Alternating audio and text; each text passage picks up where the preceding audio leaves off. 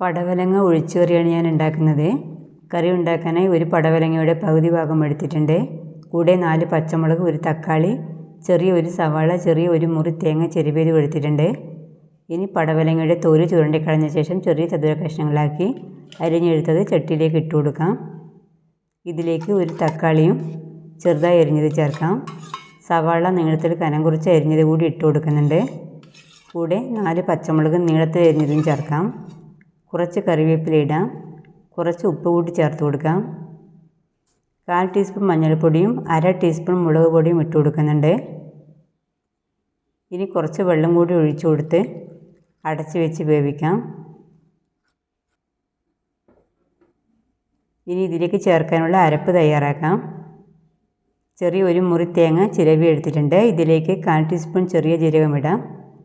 കുറച്ച് മഞ്ഞൾപ്പൊടി കൂടി ഇതിലേക്ക് ചേർത്ത് കൊടുക്കാം. അരയാനുള്ള വെള്ളം കൂടി ചേർത്ത് തരിയില്ലാതെ അരച്ചെടുക്കണം. കറി ഇടയ്ക്ക് അടപ്പ് തുറന്നൊന്ന് ഇളക്കി കൊടുക്കണം. കഷ്ണങ്ങൾ കുറച്ചുകൂടി വേവാനുണ്ട്. ഒന്നുകൂടി തീ കുറച്ച് വെച്ച് വേവിക്കാം.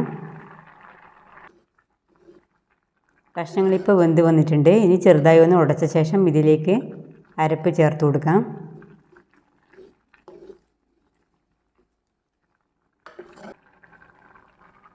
അരപ്പിലേക്ക് കുറച്ച് വെള്ളം ചേർത്ത് കലക്കി കറിയിലേക്ക് ഒഴിച്ചു കൊടുക്കാം.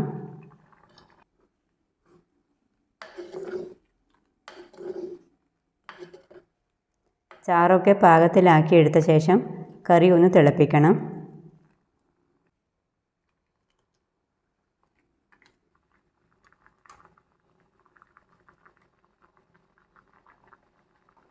തിളച്ച ശേഷം ഇതിലേക്ക് വറവ് ചേർത്ത് കൊടുക്കാം.